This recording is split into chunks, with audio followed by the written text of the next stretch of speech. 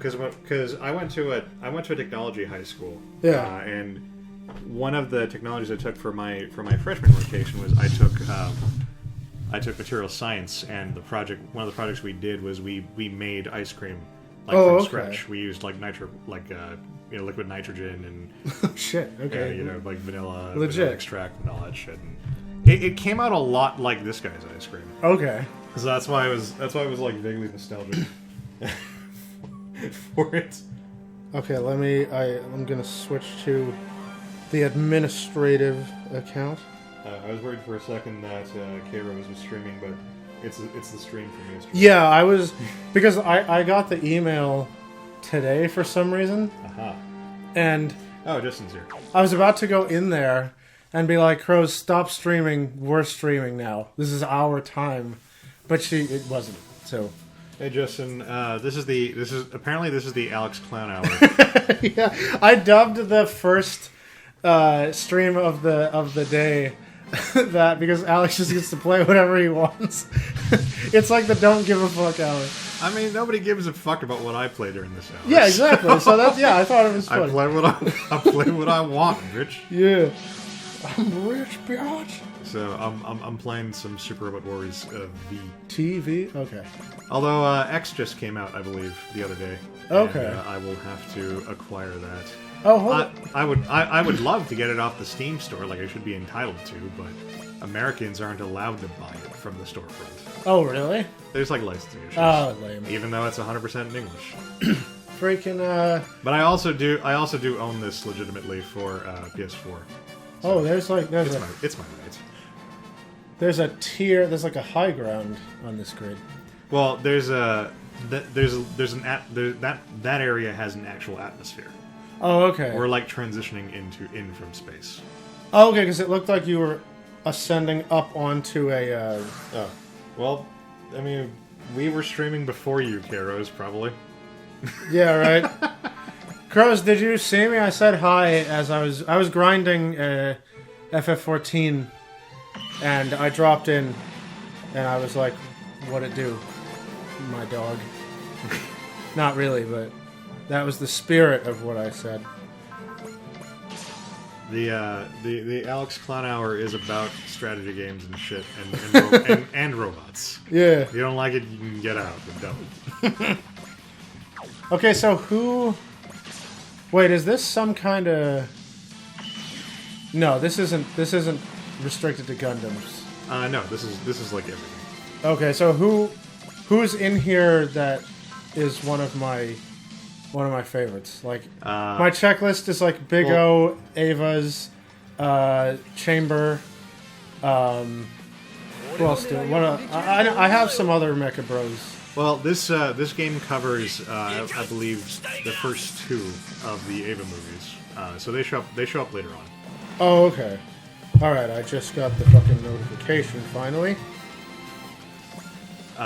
K-Rose says that they didn't know it was you, apparently. When you showed up the other day. Okay, I didn't think I would have to remind you guys again after you acknowledged that I was the better half of the time wasters. But clearly...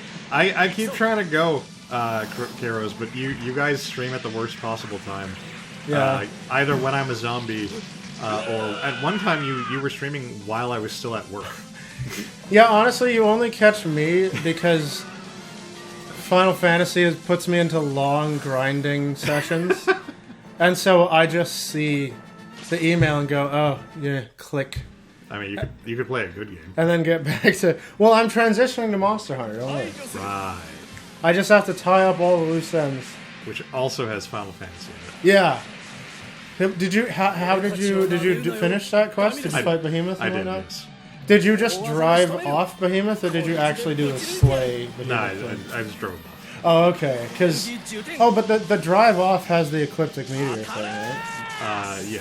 Yeah, okay, because that's really fun. I mean, I didn't find it fun when they failed to explain it properly. They didn't explain it to me until like I had died a few times. Yeah. Then they were like, "Oh, you got to get behind the boulder." Like, yeah, What sense does that make? That was straight up. Oh, hold on. Let me allow Ben says, "Tell you sorry, his memory's shitty." No, it's all good. I was just joking. But yeah, that bit with Ecliptic Meteor, they were fully dependent on you knowing that mechanic from Final Fantasy. Oh, okay. Because in Final Fantasy, he casts Ecliptic Meteor, and you have to get behind a rock. I see. And so I'm being punished for not having played an entirely different game. yeah, I'm sure that Capcom just went, well, Final Fantasy is way more popular than Monster Hunter, so if they're playing this, they've surely played that. Monster Hunter is way more popular than Final Fantasy Mystic Quest. Yeah, right. And Final Fantasy Legend. And Final Fantasy Legend 2. And Final Fantasy Legend 3. Yes. I think that might be it. And Final Fantasy 2 Japan version. But yeah, when you actually fight him, it's a really cool... is my chat broken again? I don't know. Just Last thing I says is Ben says tell you yeah, sorry. that's what. Oh, good. Okay. I was just gonna say clearly what we need to do here is we need to we need to be watching each other's streams on stream. Oh god. So Infinite. so we just have like an infinite stream. Yeah, right. going. With the audio turned all the way up, so it just forms the infinite ear-destroying tone. Exactly. Eventually, it'll just play the brown note, and we'll poop ourselves or something. That'd probably get used. Yeah, right. The pooping, not the brown nose. But what was I just talking about? Cheesecake. Something about Spaghetti. my brain. Some kind of food. Is a little girl piloting that robot? No. Oh, Anime okay. girl. Oh, is she your like home? She's Genki. Is she your? Is she like the home base? Is she Houston? No, she pilots. Operational command. No, she pilots the giant robot. Oh, she does. Pilot. Why does she have to be mission control just because she's a woman? No. I said, does that little girl pilot that giant robot? You were not asking that. You were asking like, is she like the mission control or whatever? No. First. Like that's where your mind went. No, the very first thing I said was, is that girl piloting that? And I thought you said no, and then I was like, oh, is she mission control? Alright. Either way. It's okay. You're sexist. We accept that. Oh, okay. I mean, I don't, but other people might. That's how the brown note is made? Yeah. Did you say that we would have found something saying that Shadow of the Colossus should only... No. What? You mean the thing you just said in chat? I didn't respond to that, no. Saying the Shadow of the Colossus can be beaten in 4 hours is a pretty confident. Yeah, I mean, while true, it's not easy to do your first time. Yeah, I mean, it can be beaten in 4 hours if you're good at it. And you know exactly what the hell to do. That's the other thing I was going to say. Like it's designed so you're supposed to like be sussing out, the proper strategy for the Colossi. Yeah. That can take a long time if you're not using a guide. Especially that stupid little lion who you have to back off the ledge with the torch it took me so long to figure out that that's what it wanted me to do. Yeah. Because I found I found he was scared of the torch right away, and I went, oh, that's just a way to get me some breathing room, because he's jumping around like a crazy thing. But then finally I just got so bored that I was just holding the torch and went AFK. And when I got back, he was still approaching me and then like backing off, and approaching me and backing off. And then I went, fine, fucker, I'll just keep backing you up. And then he fell off the thing, and I went, what? So,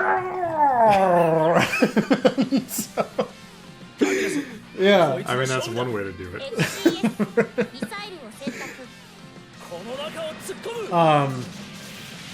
Yeah, I don't remember what I was talking about. It's okay. Something about video games, I'm sure. Something dark side. Yeah.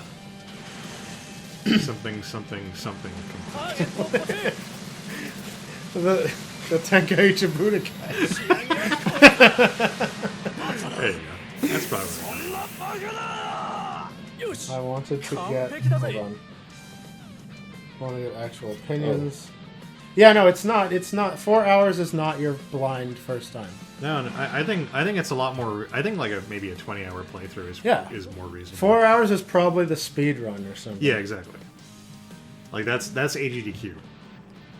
Although I'm sure at AGDQ people have learned to glitch through it. In like 20 minutes. But Actually, yeah, the smaller ones are more difficult. The smaller ones were always... Because the big ones, you either dodge it or you don't. And then once you dodge it, you've got an easy climb-on point. you either dodge it or you become the ball. Yeah, right. If, when the big ones attack, suddenly a massive arm or sword or something is there. There's an obvious entry point to kicking their ass. But the little ones just run circles around you, and you're like, what do I even do? But I remember I loved the... Not the bird, although the bird and the sea serpent. There was like a snake that would dive under the water and then come out of the water. Yeah. I think he was flying too somehow. But yeah, the aerial ones were always really fun for me because I got that rush. Justin says he took about 20 hours his first time. Yeah. So, yeah, I mean, I think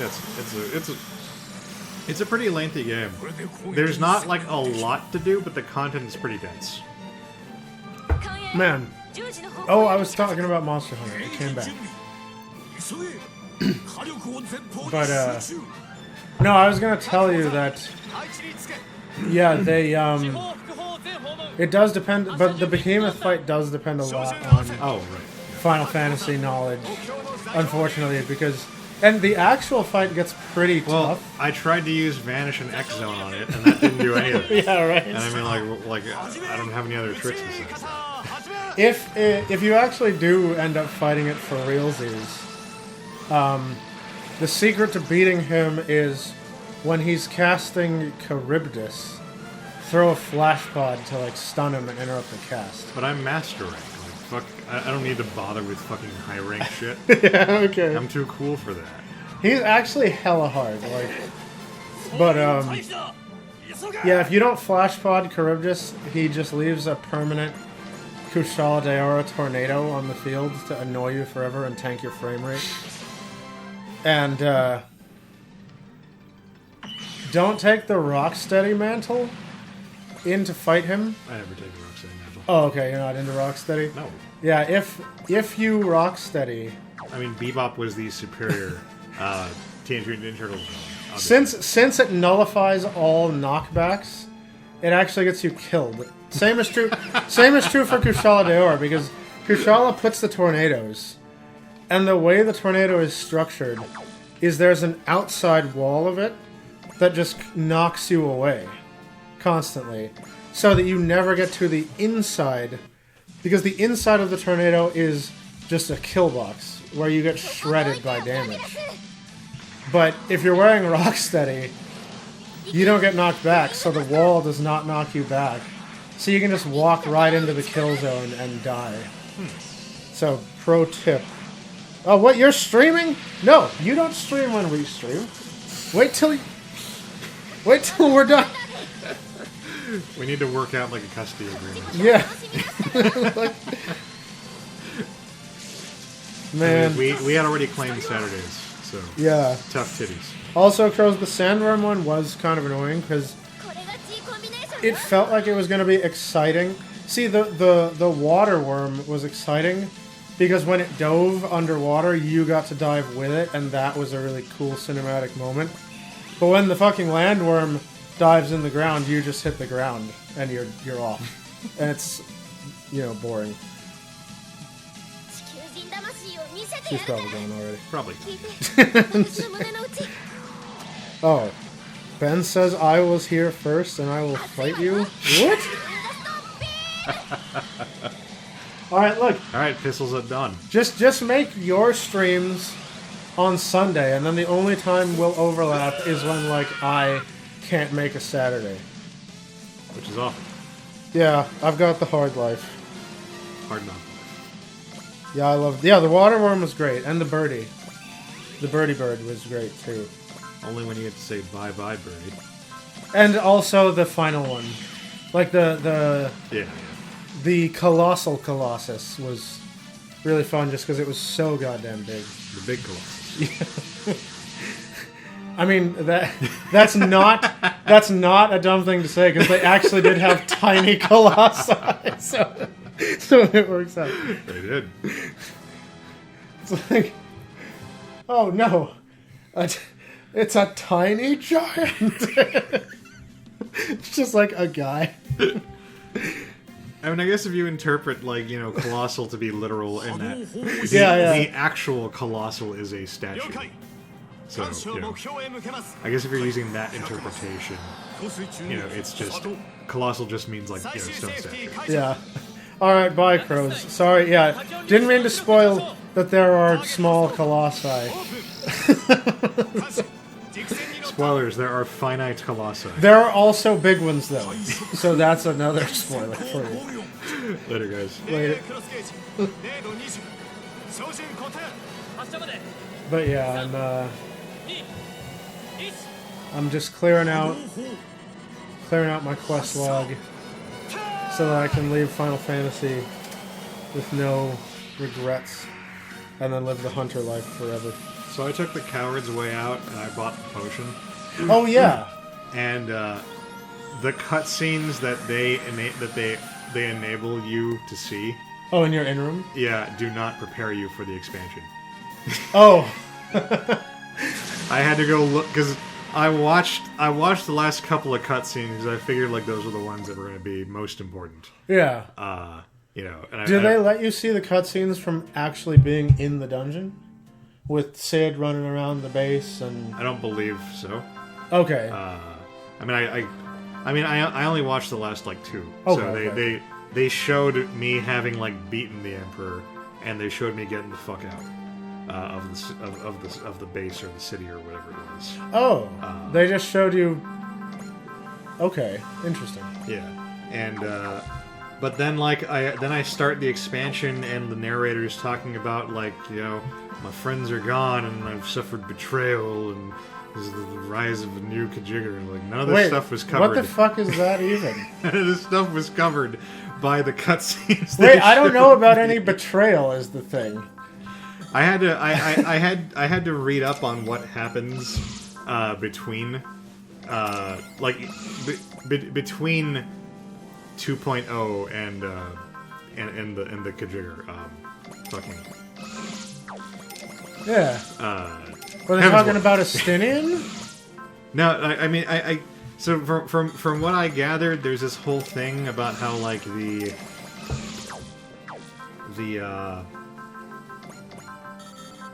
there's this whole thing where like this I guess your group joins with these guys called like the Crystal Braves. Oh yeah, that's and like they arrange so that that's just an expansion of the science. Yeah. Well, and then like there's a bit where they arrange for it to look like you murdered the ruler of Ul'dah. I forget what her title was. Yeah, the Sultana. Yeah, there you go. Yeah. They arrange they frame you for murdering her. I don't know if she actually dies or not. And then like most of your group ends up sticking around to like make it so you can escape. Yeah, that does happen. With Taru. Okay, I know what they're talking about. Yeah, it's just like it's a big old thing that they don't enable these cutscenes. As far as I can tell, they don't enable any of these cutscenes for you. Man, so, there was like the last cutscene I got to see had an unambiguously happy ending, although it had the really weird bit where the three military rulers start doing that weird like victory speech in unison. Which sounds completely awkward. I see. And they're like, and now we can say it is a realm reborn. I was like, that's the name. Man, that's the name of the thing. Hang on, real quick. Abdul, we're going to get back to talking about Monster Hunter after we talk about Final Fantasy, because I'm peaked now to hear about Alex's Final Fantasy experience. It's plain strategy, Justin. But, okay, so here's the thing. All of that is true, what you just said, but that's like, not the exciting part. Like, the cool part, did it give you, Gaius's speech about how, he gave this really long, glorious speech. It wasn't in the last two cutscenes? God, about how like I mean, it might have been in like the cutscene that came before those last two. okay, so you're actually gonna want to do the. Abdul is apparently saturated with Monster Hunter, so he doesn't. Oh, okay. Well, we don't we'll have, delay it. Yeah, we don't have to talk about Monster Hunter. But you're gonna want to do the actual dungeons where you break it, because the final two dungeons of the game are really cool. Because you break into... But I paid money so I could skip those dungeons. Yeah, but they cut out all the cool cutscenes from in the dungeons, which is the tragic part, apparently. I'll watch them on YouTube or something. Yeah, do that, I guess. Just watch somebody do the thing. There are compilations and whatnot. Yeah, okay. Because you get your first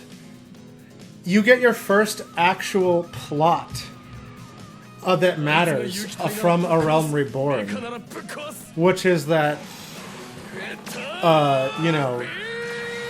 it turns out that the Empire's whole thing, because every evil empire has to be doing, like, the right thing the wrong way now, right?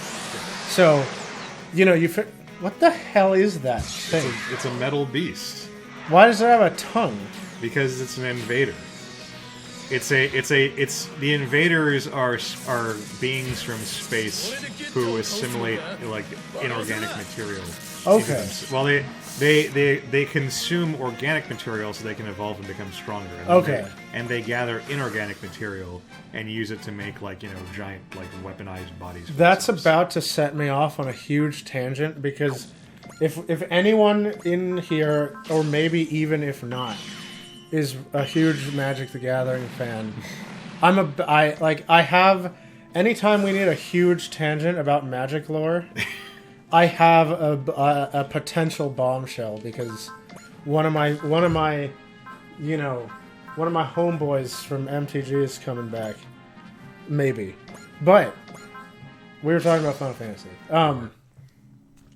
So yeah, the whole point of the Garleans is that, so the A plot, or I guess it's actually the B plot, because yeah, it does look like C-Man. Either plot A or B, I'm not sure which is the more significant one. Because he's a dick. The Eldrazi is behind the NWO disgust. No, but you know what? I do like the Eldrazi as one of... Are we talking about the hip-hop group? Express yourself. The Eldrazi is one of my Magic boys. That was NWA, right? Yes. But my other Magic boys are the Phyrexians, and there is crazy speculation to be had in Theros Beyond Death, or whatever that new set is called. Wait, Theros is the Greek. Yeah. Greek land, right? And then Theros Beyond Death is the new set, I think, where Elspeth escaped out of the Underworld after somebody killed her. Right.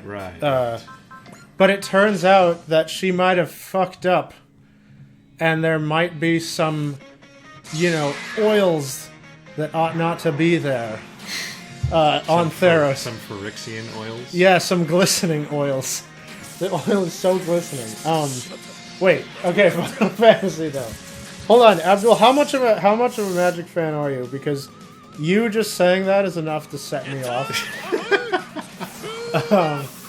But yeah, so the whole point of the Garleans is that, they established in A Realm Reborn that summoning primals is bad, and it hurts it makes global warming happen, but with crystals. Crystals aren't warm. Yeah, and so it turns out that the Garleans are attacking us, the Eorzeans, because we barbarians and all of our kobolds and lizard men and shit keep summoning primals and causing the global warming. Right. So they gotta come in here and bring civilization to us heathens. And, but we're like, hey, maybe let's try some diplomacy. And they're like, we have Magitech, shut up. And I mean, they have swords that are also guns. yeah, right. I mean, And it turns out that they just have actual guns that are only guns, and those work pretty good too. oh, okay. But Then why do you need the swords? yeah, right. And so yeah, when you go in the dungeon, you're breaking into the dungeon because you have to destroy their ceruleum plant, which is how they make Magitech and shit. And I would go into detail about. I would go into a deep dive lore into the Garleans, but you don't get that until Shadowbringers. So look forward to that. Don't play the game, not in it for the lore, but I always enjoy the lore and a DM. I'm kind of the same way. I enjoy magic lore, but I am I only like catch up with it like every few years when I'm reminded Yeah, that it's a thing. I'm kind of the same way, except when I catch up, when I do my catching up, it's like a deep dive down the rabbit hole catch up. Speaking of, did you see that? I guess in a recent set they made cards of guys like Urza and Yes. what's his face, the bad guy, the Phyrexian guy. Oh yeah, Yawgmoth. Yeah, there you go. Yeah. Yeah, I was super excited about that because I was actually playing around with an Urza deck, which is a lot of fun. by a lot of fun, do you mean horrendously broken? I mean, Fucking Urza is like the stupid. It's like higher than Oko levels of power. look, just because he can tap artifacts for mana. Yeah. I just read that line. I went, "You're broken. It's broken." It's completely balanced because his second ability is like is just kind of okay. No, because it's. Yeah, I remember seeing the card and I went, "Wait, this is just Tolarian Academy, but also with another ability."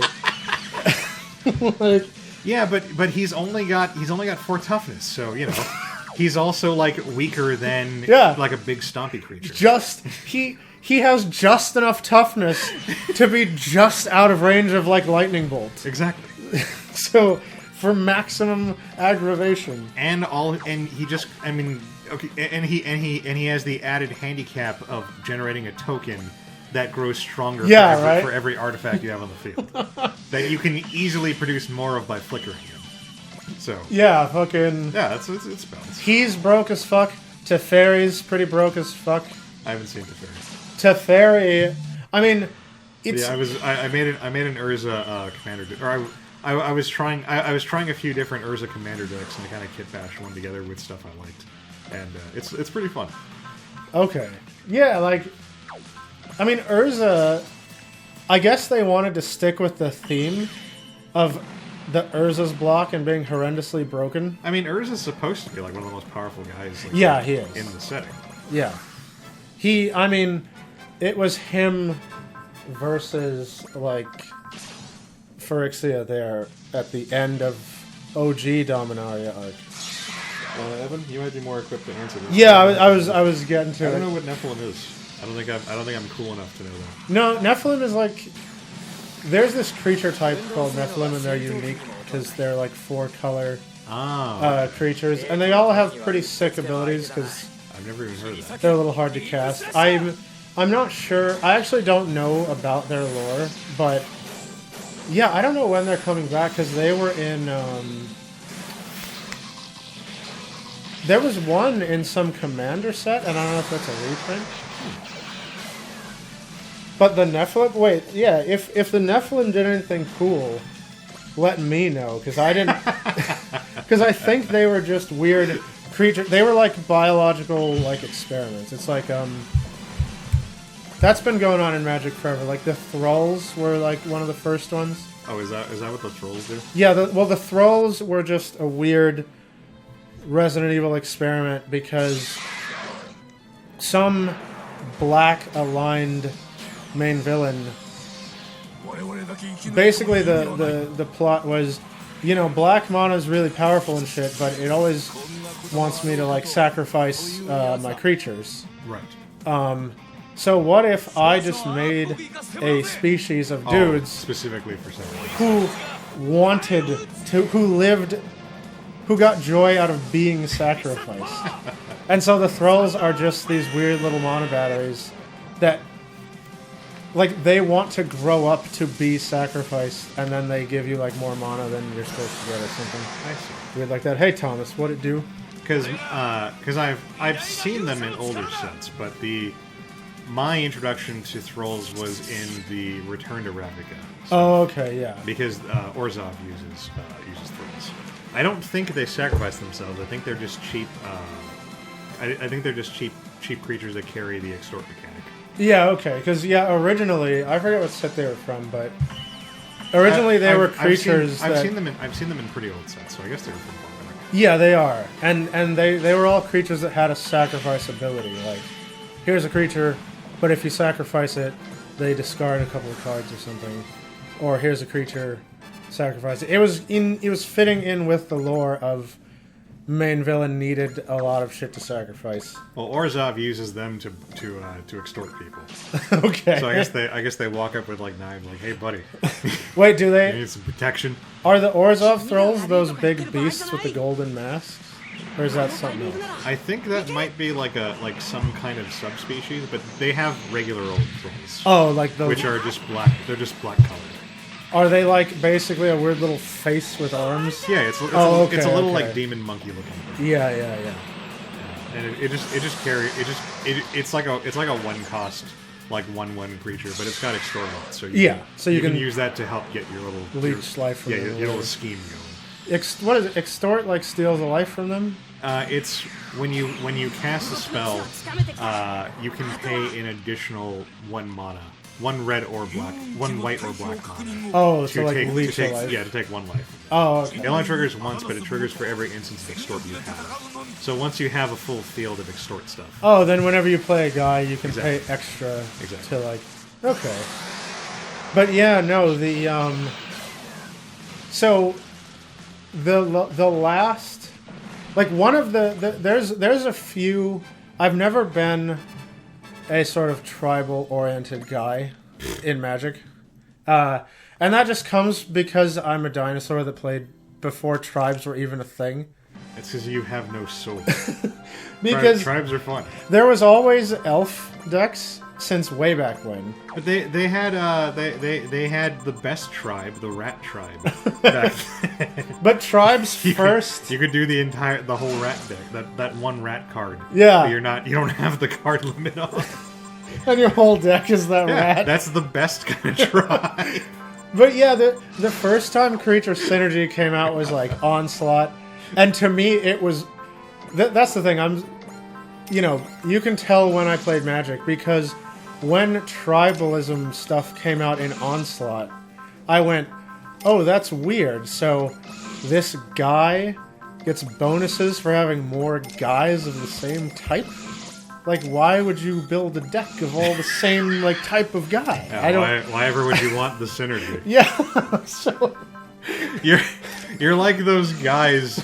Because when I went to visit Amber that one time, I got suckered into playing the Monday Night Magic up there. Yeah. And then I had my allies deck, because I like tribal stuff. And Yeah. After I played a few games, one of the guys was like, Alex, I really like how your whole deck just has that cool synergy. Yeah, where all right? the creatures like support each other. That's really awesome. Like, yeah, it is.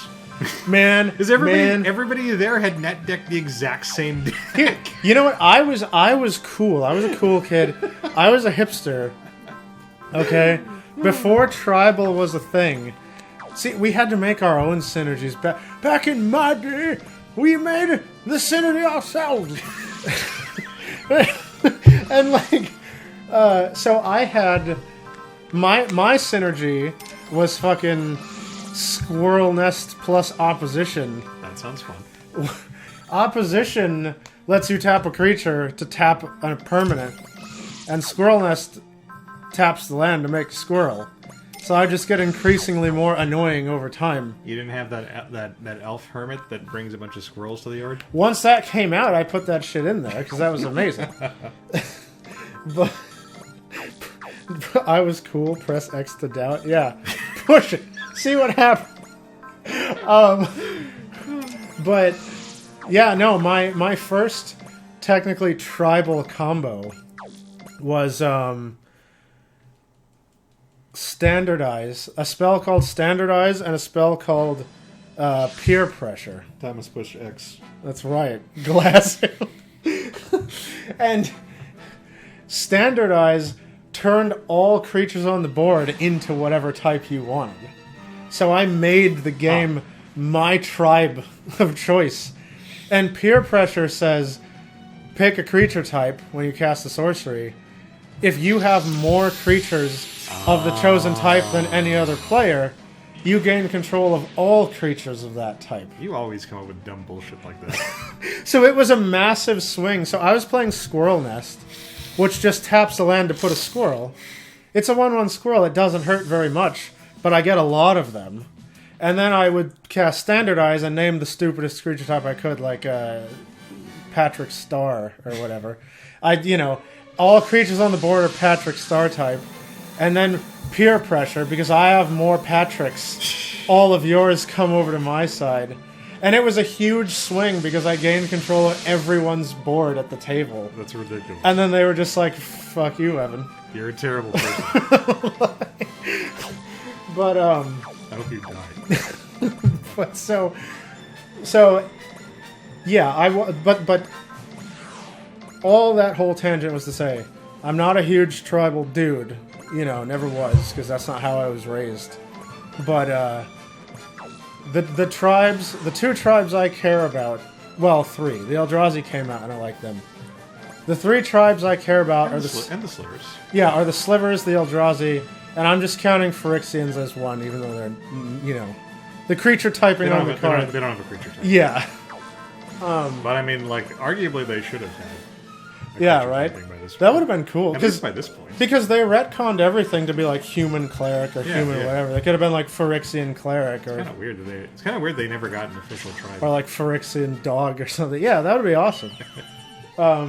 But is dog a creature type? Yeah, no, there's dogs. I wasn't doubting you. I just wanted to make sure. Well, I think it's hounds. It's not dogs. I think it's a hound. That's even weirder than yeah. dog. But Kamigawa had a few hounds, and Scars of Mirrodin and New Phyrexia had a few creature types that were hound that were like Phyrexian hounds. We had looked at the big master list once, and there were some weird ones like mutant elf. Yeah. Which is different from mutant and from elf. Homelands had the weirdest ones. Like, Homelands had a creature whose subtype was giant clam. To differentiate from all the regular Yeah, size the regular clam crabs. decks. I think Homelands also had a creature type that was a starfish. So Apple says your deck reflects your true self. I know. It does. But no, it's because back in my day, we didn't have synergy. We had to find synergy. Wizards just put out all these cards, and these are all pretty cool. And we had to dig through the pile and be like, hey, this one kind of fits together with this one. Let's make a deck. And then they started giving the synergy to you, and now people are weak. You whippersnappers are weak. No, because you have to pick and choose, what synergy you're going to be using. Yeah. I mean, the answer is pick Slivers. It's objectively better than whatever other tribe synergy you're running. Allies is awesome. Of course, Allies is awesome when you run the old Allies, because they took a lot of the punch out of them in the newer set. The old ones had self-contained abilities. Yeah, and they had did the new ones have the fetch other allies, or was that just the old ones? I don't know. Oh no, wait, that was Rebels, I think. Rebels has the one legendary card who can fetch. Yeah, but I think all the Rebels were like when you play a Rebel, get a Rebel that costs less. I don't remember. It was kind of weak. I don't think that was widespread. Okay. I know it was legendary because I tried making a commander deck out of it once. But the newer allies all have short term temporary effects. So Hadra Freeblade, like their basic one cost white soldier is a 1/1, and every time you play another ally, he gets a token. Right. I remember that, dude. He gets a 1/1 counter. So he builds up nicely. Yeah. Over the course of a game, and you can also just use him, to trigger other people's effects. So he's got a good life no matter when you pull. He contributes no matter when you pull him during the game. Right. But the new equivalent is an ally who gets like 1/1 until the end of the turn. Yeah. And then it all goes away. Oh, that's and lame. so That's really dumb. it's like they went really hard in this newer deck. There's another one who like they have the druid who produces 1 mana of any color you want for each ally you have in the field. And there's a newer version, and I think they have to like tap another ally to produce mana. I think they can only produce mana you can use to cast ally spells or something. Like it's like way more restrictive. I just got a weird like joke in my head where you remember the OG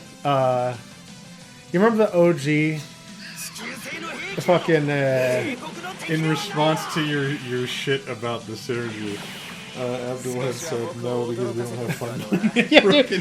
Abdul, believe it or not, but back when I owned physical cards, which actually wasn't that long ago, I had 9 decks, and I nerfed all of them because even by my own estimation, they were no fun to play against. You nerfed them because we wouldn't play with you.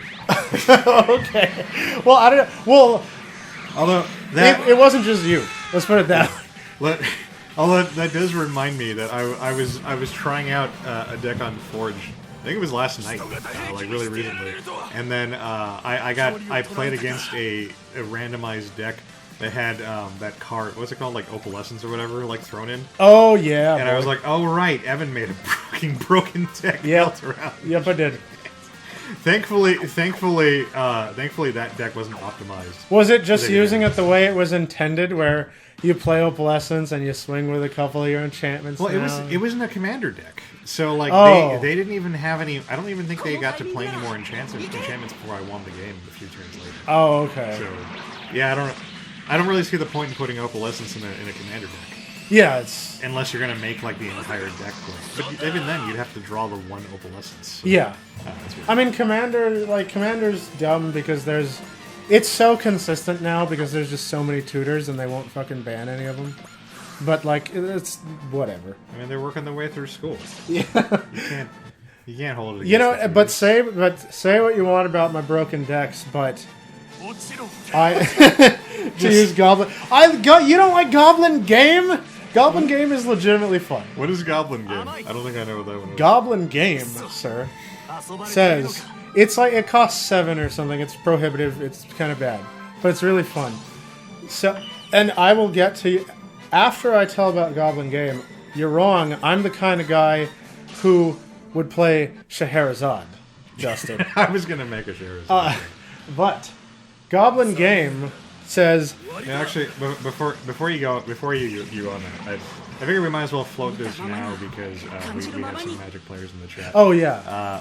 I was thinking about badgering Evan into streaming Magic Arena, on our channel. Do you guys have an opinion on that? Yeah, because I've been soft. I've been like low key avoiding it because people say that it's annoying to acquire new cards. I mean, they're trying to get you to spend money, but it might be fun for us to watch. Yeah, like that's what I'm saying. Like, if I'm not just playing it for me, but you guys like Magic, like I'll deal. Anyway, so what is Goblin Game? Goblin Game and fun. Abdul, Goblin Game and fun cannot be used separately. Sorry, you are dumb. So it's amazing.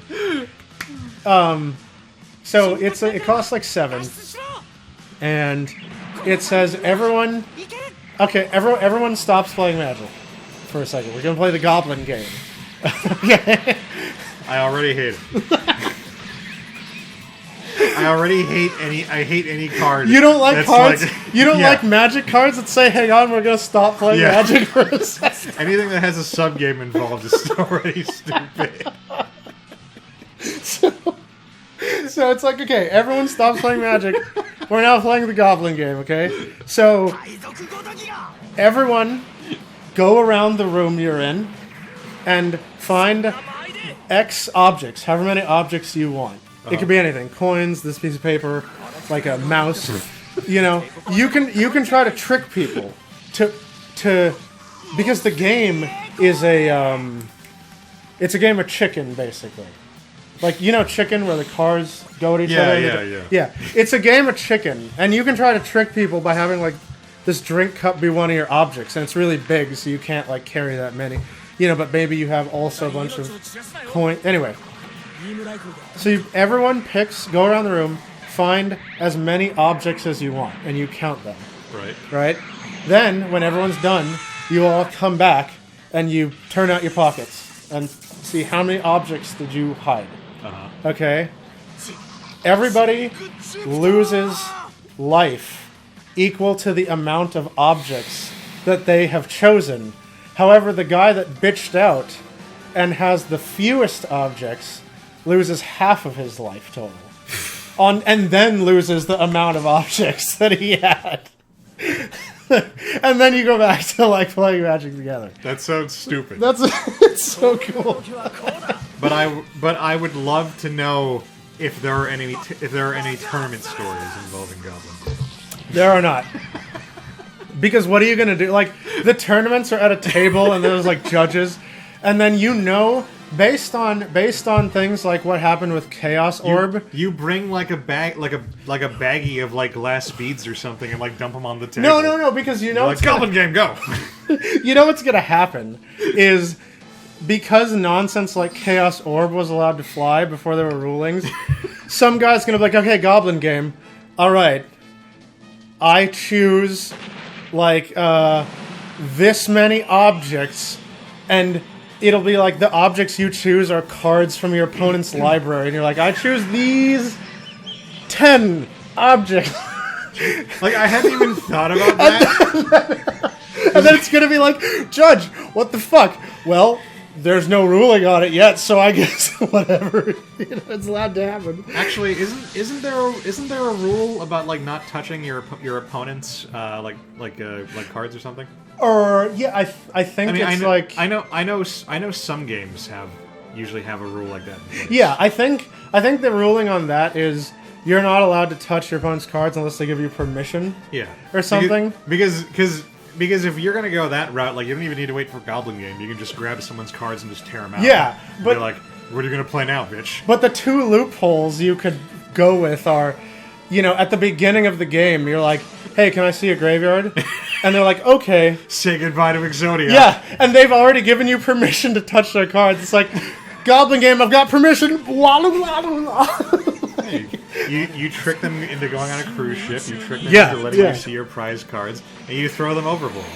It's the perfect crime. Or loophole number 2, it's like, well, that's a rule for Magic the Gathering, but we're not playing Magic, we're playing the Goblin game. Oh, shit! So I'll take your deck! It's like, let me just make these objects more easier to hide in my hands when you crunch them. Also, for some reason, the game bar came up? I don't know Hit why. Windows G. Oh, you're good. I don't know why that opened up. Yeah, Justin says the true Goblin game is stealing your opponent's cards, bro. Like, do you know what playing for ante is? Because that was legitimate. Like, you could steal your opponent's cards according to the rules. Also, Abdul says he wouldn't mind seeing you play Magic. Okay, yeah. New monsters to be made into D&D. Yeah, actually, that's a really cool idea. Magic has some amazing lore and creatures. True. Speaking of creatures, did you notify Yuka that we were streaming? Oh shit, I didn't. It occurred to me. You're right. that she hasn't been robbed. Oh god, hold on. Thank you. OMG, we started like an hour. It's a good thing it's a good thing there isn't video evidence of you having forgotten. Yeah, right. But like, yeah, no, Goblin game is great. Scheherazade is greater. No, it's not. It's It is amazing. worse. Scheherazade is the worst. Wait, who even? Abdul, do you know about Scheherazade? Because I'm not going to tell the story of Scheherazade unless somebody doesn't know, because everyone knows. I mean, Scheherazade's the kind of thing where you look at the card text and you just yeah, go, and you no, go, wait, why? No, like, why even? Fuck this.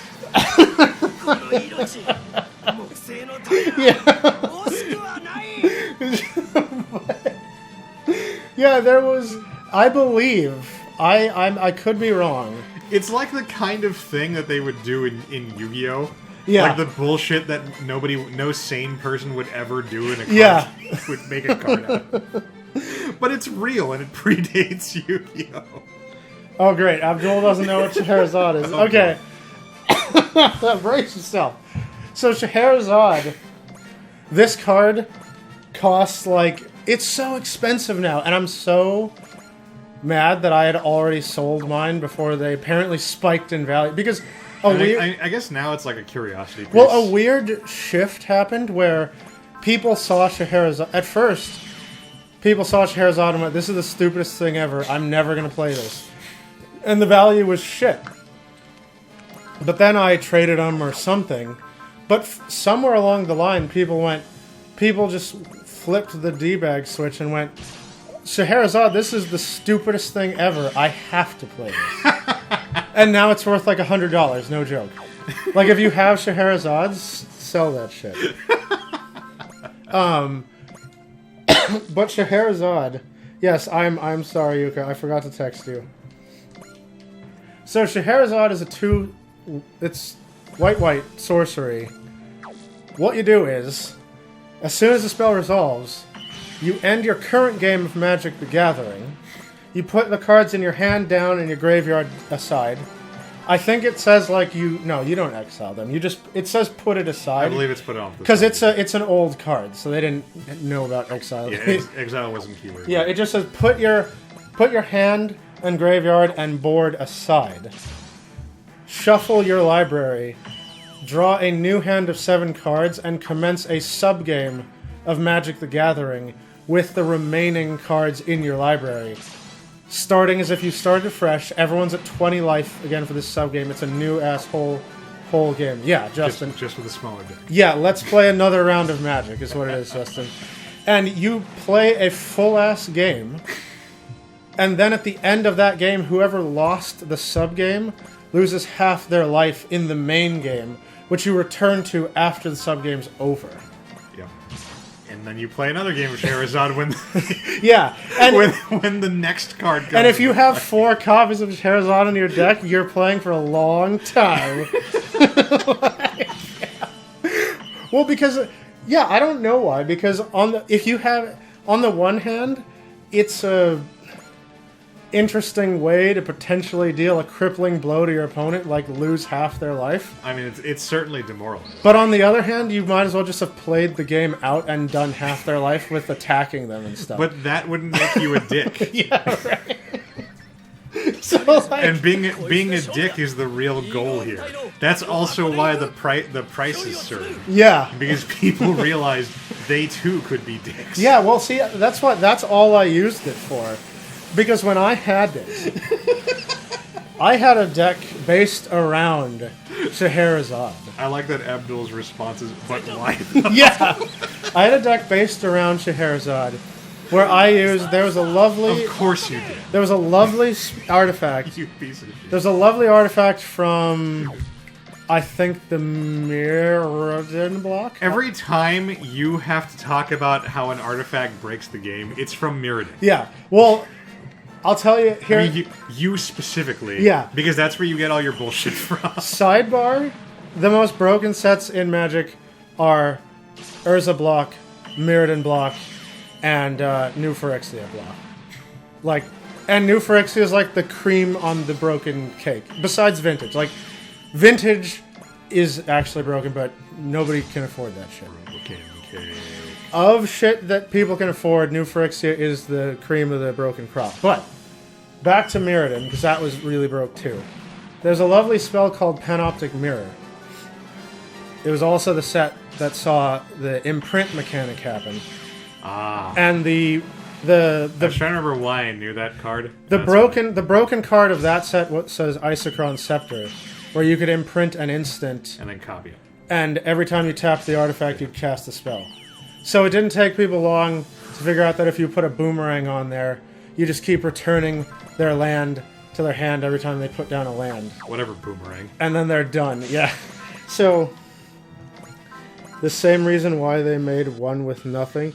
I mean, What's one with nothing? One with Nothing is like the worst card I've ever seen, and I can't figure out a way outside of super vintage to make it work.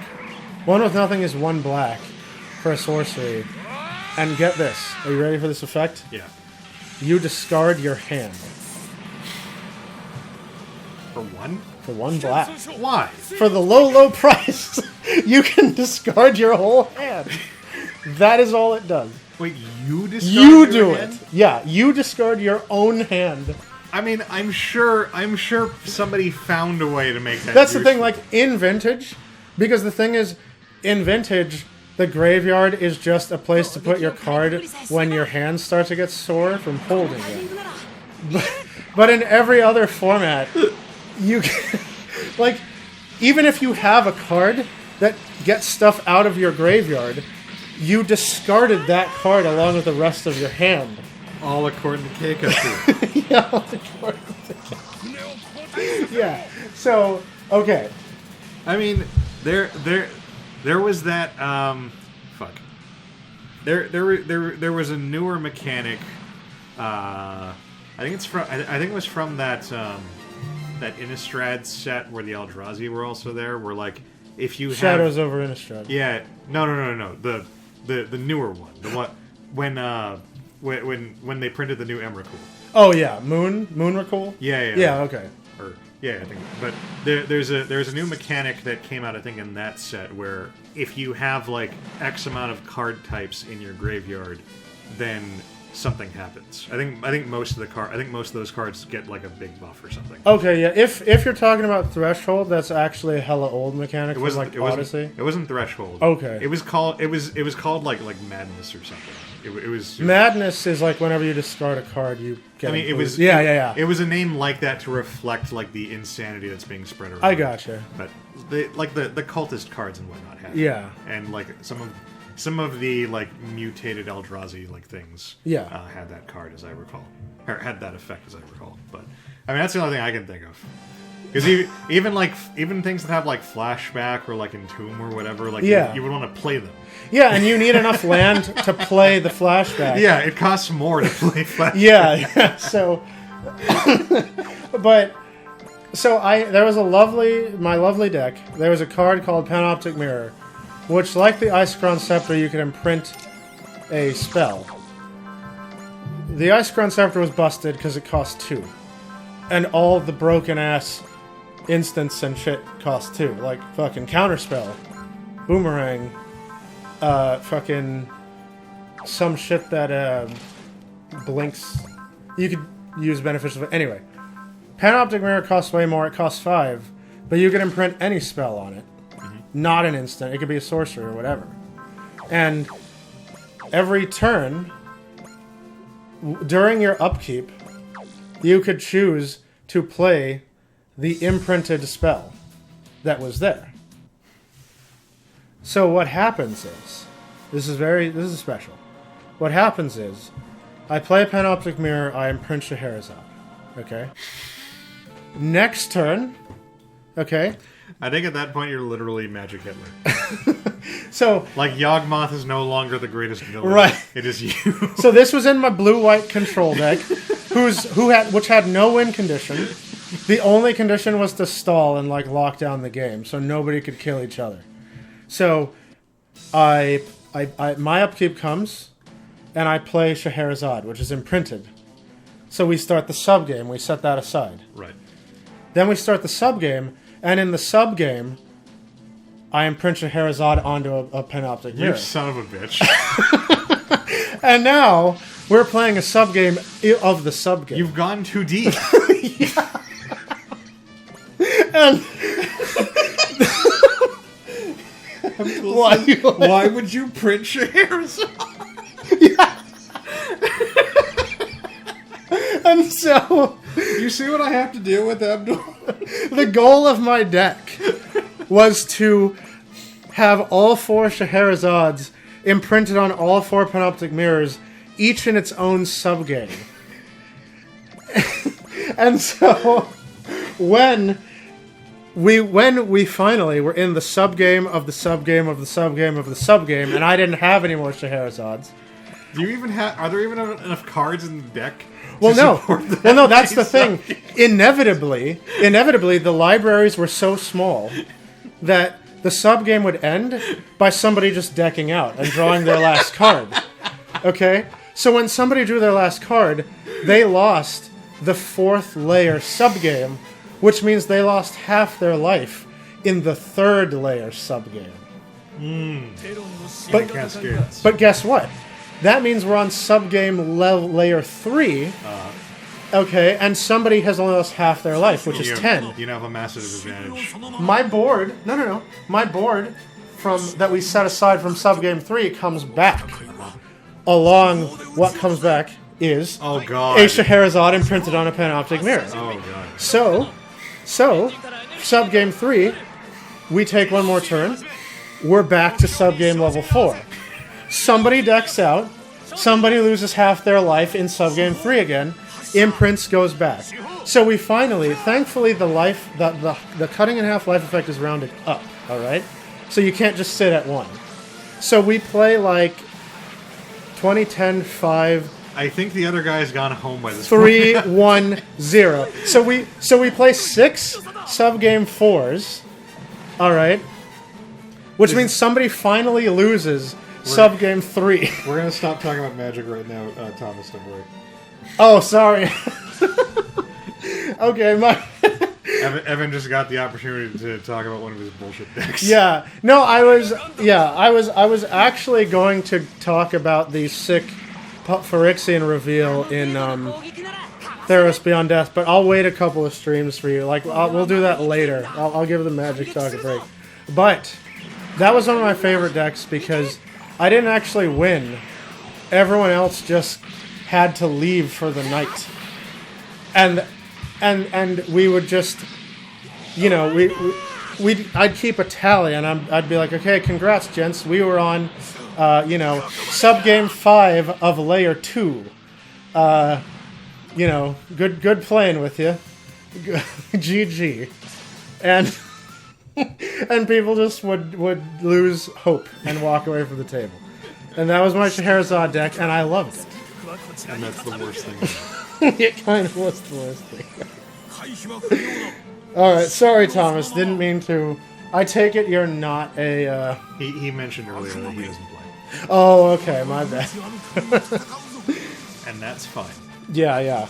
As long as you don't play Hearthstone. Yeah, Hearthstone is not as good. It's also dark.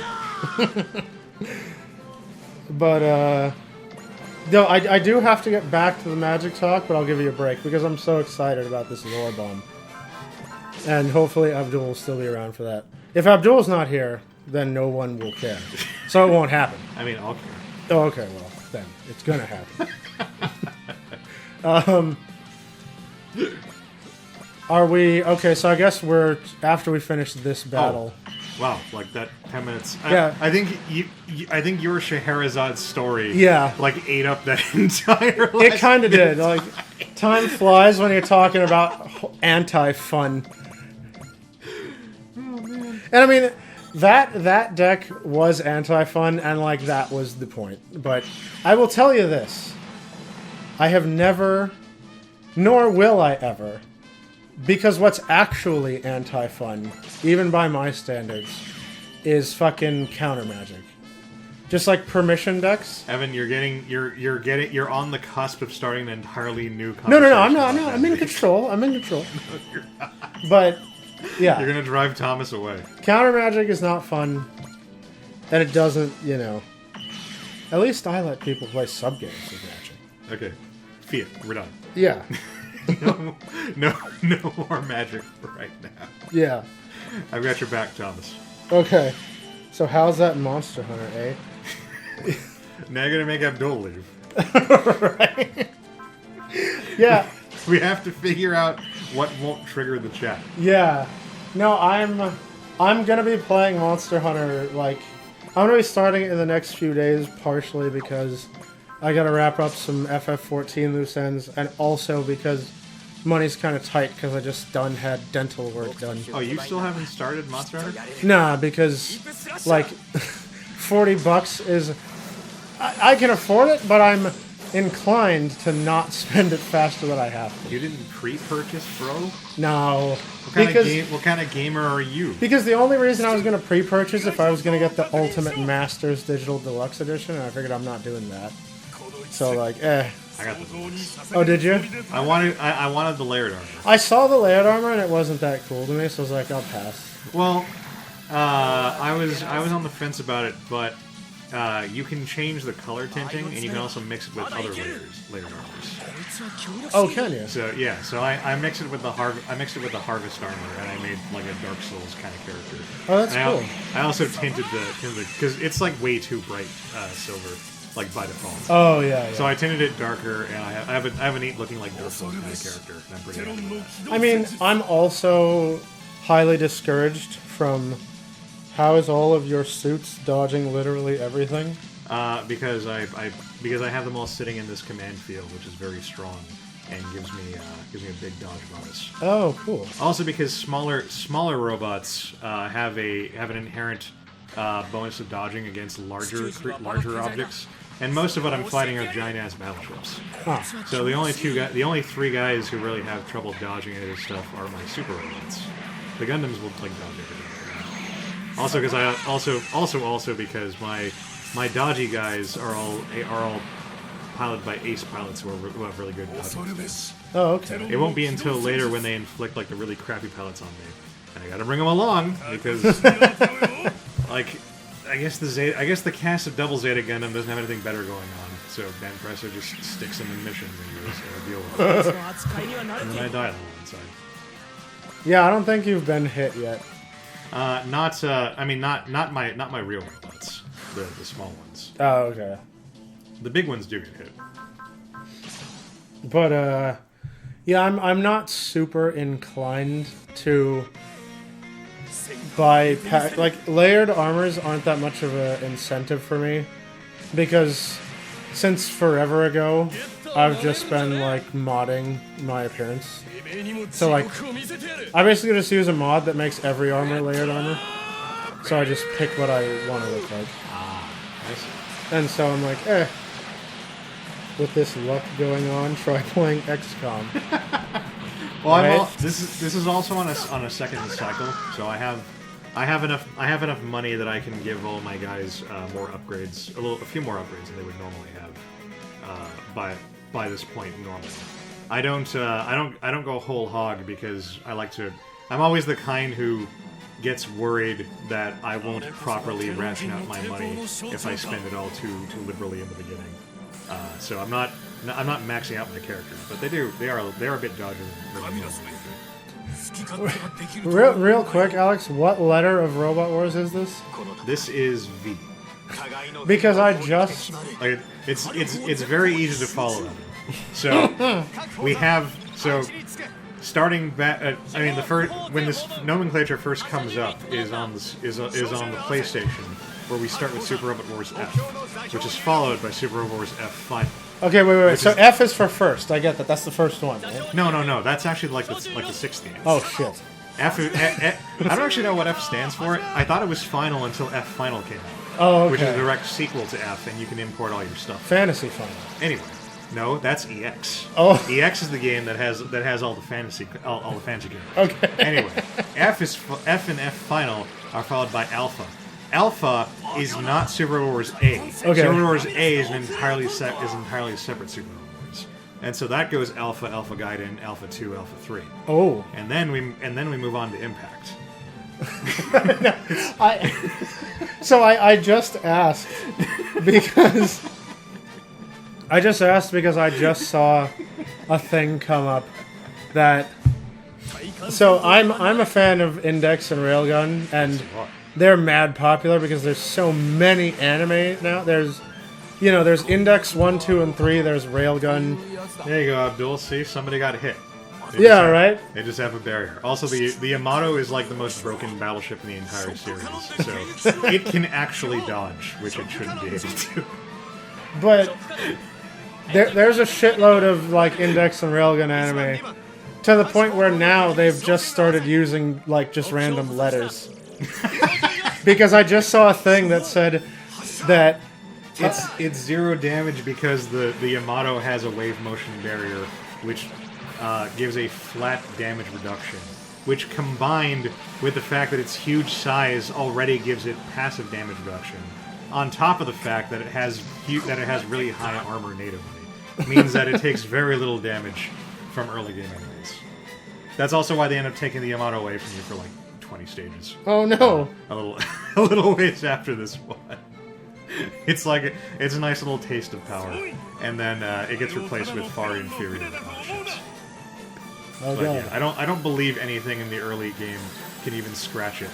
That fucking dodge. No, it hit the plasma it hit- shield. it hit- Yeah. But you see the energy is going down. Yeah. Because the strain of the field combined with how much energy its stronger attacks take.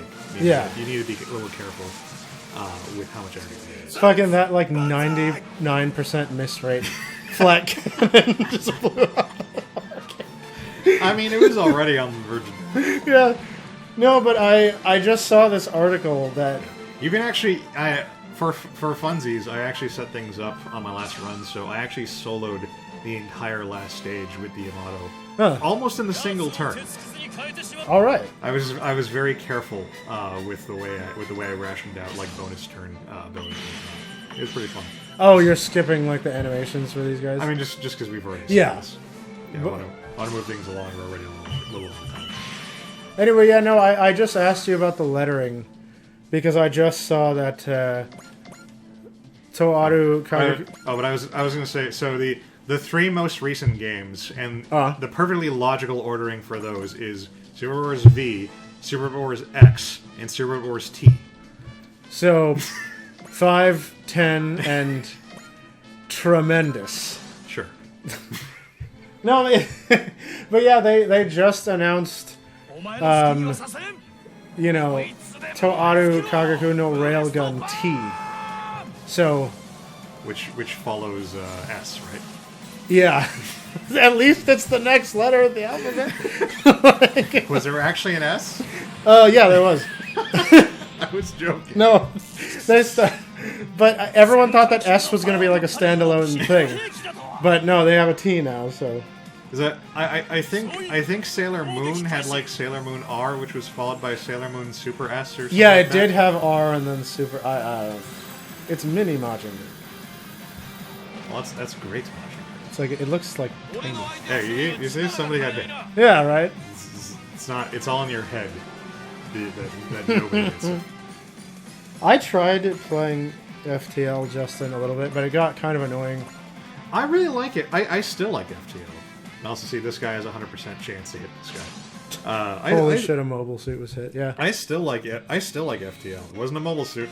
I was about to say. It was a Majin. I was just about to say. I bet Alex is going to tell you. Actually, Majinger is not a mobile suit. It's not. Majinger is a super robot. Yeah. It's a totally different genre. Yeah. And now I've forgotten what I was going to say. My previous train of thought. Because the outrage got to me. Yeah, you turned off the cheat engine, bro. He called you out. You don't need cheat engine when you're good at Super Wars. There you go. Alright, so anybody who's played... Because Super Wars Impact is the most, like, absurdly, nonsensically difficult Super Wars game in history for all the wrong reasons. So playing Super Wars Impact, which is also a very long game, it's literally like 110 stages long, whereas the standard for most games is like 52. So And that's also not including like the branching paths. So there's actually more stages total. But you play 110 in a full playthrough if you get the good ending. But that game is so hard that it forces you to master like all the systems and learn how to do all the stuff. So I was able to play the games just fine before I played Impact, and then Impact was what made me learn that there's actually a lot more depth to the systems than you think there would be. You just don't have to use any of that in the normal course of the game. It's that red shit. Heat image that you can hit. That's the whole. No. This guy's just going really fast. Oh, I saw that in that not, Gundam too. He was like really fast in dust. Yeah, but he's not producing after. He's just going fast. Because that's just what Trans Am does. I need you to, because you had to tell me about like 50 times until I remembered Z space. What's the stupid effect where you can hit heat and it's like solid? The metal peel off. There you go. I will get it eventually. MEPE. Okay. Yeah. Which I know because in games where you get the actual Gundam F91, which has that ability, it has an attack called the MEPE attack. See, and you say that, and that makes sense to me. I'm like, okay, metal peel off, so maybe. Well, it's the metal peel off because it's ejecting its outer armor. That's what I was gonna say. I was like, maybe it's heating up so much that the outer layer is kind of melting off a little bit, and you're hitting that. But then no, jettisoning the outer armor, one, makes the suit able to move faster because it has less weight. Aye. And two, it allows it to, like, emit all the heat that it's generating.